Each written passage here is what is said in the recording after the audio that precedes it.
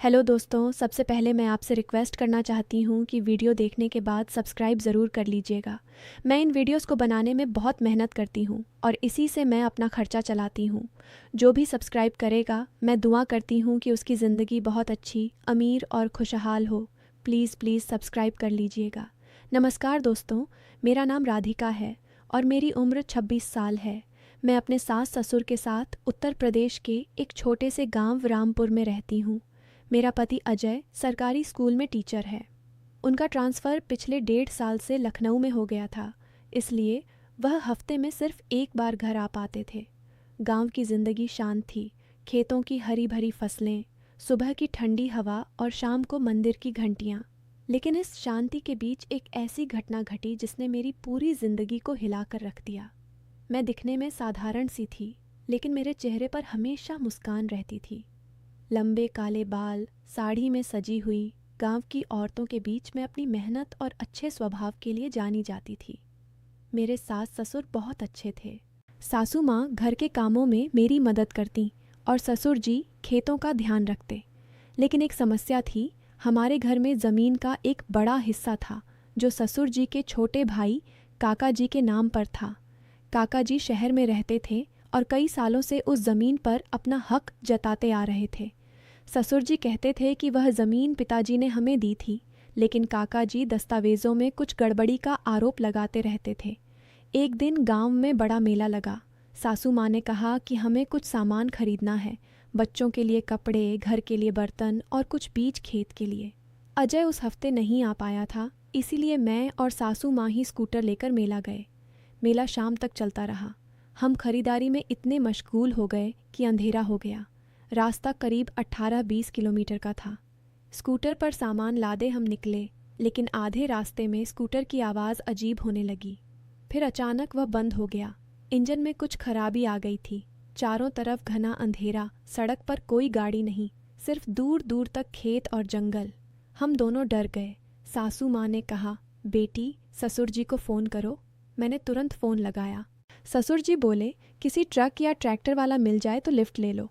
Scooter वहीं किसी पेड़ के नीचे खड़ा कर दो, सुबह मैं आकर देख लूँगा। हम इंतज़ार करने लगे। ठंडी हवा चल रही थी, सासू माँ की सांस फूल रही थी। तभी दूर से एक ट्रैक्टर की हेडलाइट दिखाई दी। सासू माँ ने हाथ हिलाया। ट्रैक्टर रुक गया। वह एक पुराना ट्रैक्टर था जो सामान ढोने का काम करता था। ड्राइवर करीब 32 साल का था। नाम था विक्रम। वह देखने में साधारण लेकिन मजबूत कद काठी का था। उसने पूछा, क्या हुआ बहन जी? सासू माँ ने बताया कि स्कूटर खराब हो गया है और हमें घर पहुँचना है। विक्रम ने कहा, मुझे तो उधर ही जाना है, लेकिन ट्रैक्टर पर सामान ज़्यादा है। सासू माँ ने थोड़े पैसे ज़्यादा देने की बात की तो वह मान गया। उसने स्कूटर को ट्रैक्टर के पीछे मजबूती से बांध दिया। अब बैठने की समस्या थी। ट्रैक्टर की सीट आगे सिर्फ 2 लोगों के लिए थी, एक ड्राइवर की, दूसरी साथ वाली। सासू माँ मोटी थीं, इसलिए बीच में जगह कम थी। सासू माँ ने मुझे बीच में बैठने को कहा। विक्रम ने ट्रैक्टर स्टार्ट किया और हम चल पड़े। रास्ता खराब था, ट्रैक्टर हिल रहा था। विक्रम गियर बदलते समय अपना हाथ मेरे घुटने के पास ले आता। मैंने पहले तो अनदेखा किया, लेकिन बार बार ऐसा होने लगा। मैं थोड़ा सरकने की कोशिश करती, लेकिन जगह नहीं थी। सासू माँ थकान से आंखें बंद करके बैठी थीं। विक्रम ने शीशे में मेरी तरफ देखा और धीरे से मुस्कुराया। मैंने नज़रें चुरा लीं। मन में डर था, लेकिन साथ ही यह भी कि कहीं सासू माँ को कुछ पता न चल जाए। मैंने अपने दुपट्टे को नीचे सरका लिया ताकि कोई गलत फहमी न हो। विक्रम धीरे धीरे ट्रैक्टर चला रहा था, जैसे समय बिताना चाहता हो। करीब आधा घंटा बाद हम गांव के नज़दीक पहुंच गए। घर के सामने रास्ता संकरा था। सासू माँ ने कहा, बेटा यहीं रोक दो। विक्रम ने ट्रैक्टर सड़क के किनारे खड़ा किया। अंधेरा बहुत था। ससुर जी ने गेट खोला और बाहर आए। उन्होंने विक्रम को धन्यवाद दिया और स्कूटर उतारने में मदद मांगी। विक्रम ने कहा, अंकल अंधेरे में अकेले निकालना मुश्किल है, थोड़ी मदद कर दीजिए। ससुर जी अंदर गए तो मैं पीछे गई। विक्रम ने धीरे से कहा, बहन आपका स्कूटर भारी है, ज़रा पकड़िए। मैंने मदद की, लेकिन मन में असहजता थी। स्कूटर उतरने के बाद ससुर जी ने विक्रम से कहा, बेटा इतनी रात को मत जाओ, ट्रैक्टर में ही सो जाओ, सुबह चले जाना।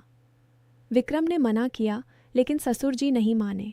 उन्होंने कहा, हमारे घर के पीछे शेड है, वहाँ ट्रैक्टर लगा दो, बिस्तर और चादर दे देंगे। विक्रम खुश हो गया। मैंने रसोई में चाय बनाई। विक्रम और ससुर जी हॉल में बैठकर बातें करने लगे। बातों में पता चला कि विक्रम आसपास के गांवों में सामान ढोने का काम करता है और उसके पास कुछ पैसे जमा हो रहे थे। वह कह रहा था कि जल्दी अपना छोटा सा खेत खरीदना चाहता है। खाने के बाद विक्रम शेड में चला गया। रात के 11 बज चुके थे। मैंने सास ससुर को सोते देखा। उनका कमरा शांत था। मैं बेचैन थी। ज़मीन के विवाद की बात मन में घूम रही थी। काका जी ने कुछ दिन पहले फ़ोन पर धमकी दी थी कि अगर ज़मीन न दी तो कोर्ट में केस करेंगे और गांव में बदनामी फैलाएंगे। ससुर जी चिंतित रहते थे। मैं सोच रही थी कि विक्रम जैसे मेहनती आदमी को कैसे मदद मिल सकती है।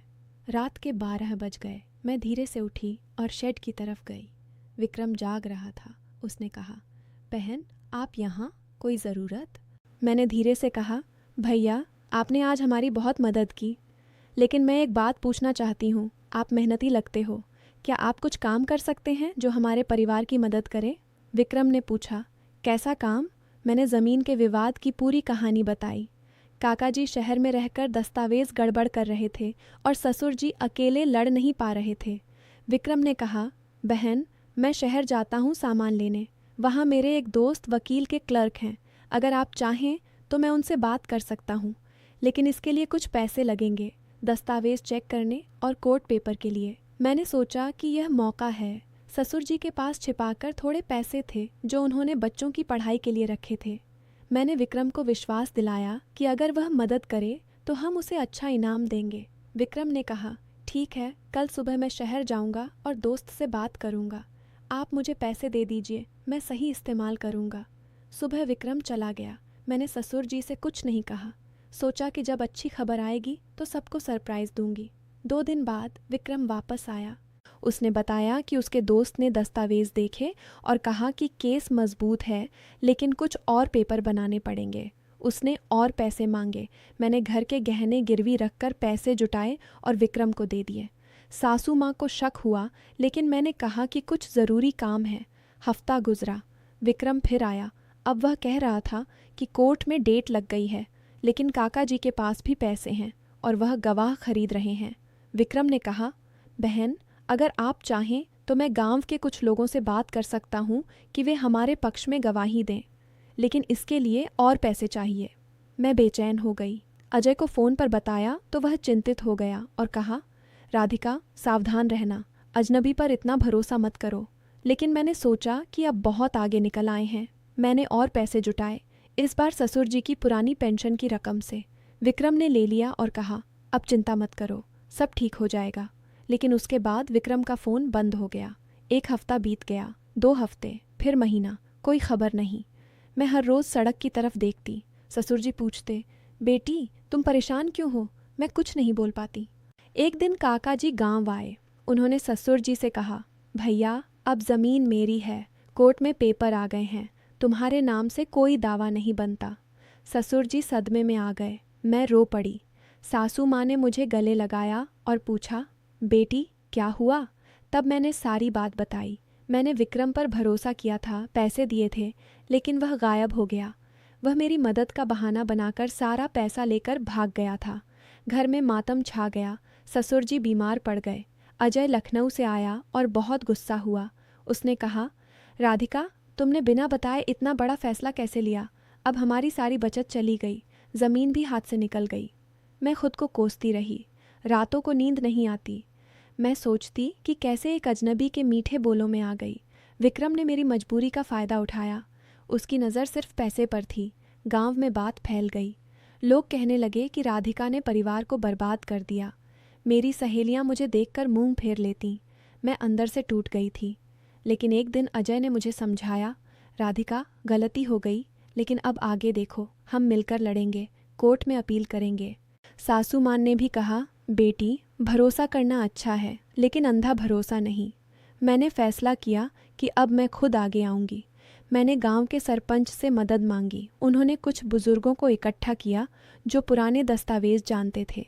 अजय ने छुट्टी लेकर शहर गया और एक अच्छे वकील से मिला। वकील ने बताया कि विक्रम जैसे लोगों की शिकायत पहले भी आई है। उन्होंने पुलिस में रिपोर्ट लिखवाई। धीरे धीरे जांच शुरू हुई। कई महीने बाद पुलिस ने विक्रम को पकड़ा। उसके पास हमारे पैसे का कुछ हिस्सा बचा था। अदालत में केस चला। विक्रम ने माना कि उसने झूठ बोला और पैसे लेकर भागने की कोशिश की, लेकिन सच्चाई यह थी कि ज़मीन का मामला पुराना था और ससुर जी के पक्ष में सबूत मिल गए। गांव के बुजुर्गों की गवाही ने काम किया। आखिरकार कोर्ट ने फैसला हमारे पक्ष में दिया। ज़मीन वापस मिल गई, लेकिन इस पूरे घटनाक्रम में हमने बहुत कुछ खोया। पैसे गए, सम्मान गया, लेकिन परिवार का साथ नहीं गया। मैंने सीखा कि भरोसा करना चाहिए, लेकिन बिना सोचे समझे नहीं। लालच दूसरों का हो या अपना, दोनों बर्बादी लाते हैं। विक्रम की लालच ने उसे जेल भेज दिया। मेरी जल्दबाजी ने परिवार को तकलीफ दी। आज हम सब मिलकर खेतों में काम करते हैं। अजय अब ज़्यादा समय घर पर बिताने की कोशिश करता है। सास ससुर मुझे पहले से ज़्यादा प्यार करते हैं क्योंकि उन्होंने देखा कि मैंने गलती मान ली और सुधारने की कोशिश की। गांव में अब लोग कहते हैं कि राधिका ने मुश्किल वक्त में परिवार को संभाला। दोस्तों, ज़िंदगी में कई बार हम मजबूरी में गलत फैसले ले लेते हैं। किसी अजनबी पर अंधा विश्वास करना या जल्दी में पैसों के चक्कर में पड़ना हमें बहुत नुकसान पहुंचा सकता है। सच्चाई यह है कि परिवार का साथ और समझदारी ही सबसे बड़ी ताकत है। लालच कभी किसी का भला नहीं करता। ईमानदारी और धैर्य से काम लो तो मुश्किलें खुद हल हो जाती हैं। अगर आपको यह कहानी पसंद आई तो कमेंट में ज़रूर बताएं कि आपकी ज़िंदगी में ऐसा कोई अनुभव हुआ है या नहीं। कहानी को लाइक करें, शेयर करें और चैनल को सब्सक्राइब करना न भूलें। मिलते हैं अगली कहानी में। तब तक अपना और अपने परिवार का ख्याल रखिए। नमस्कार। ये स्क्रिप्ट लगभग 4200 शब्दों की है।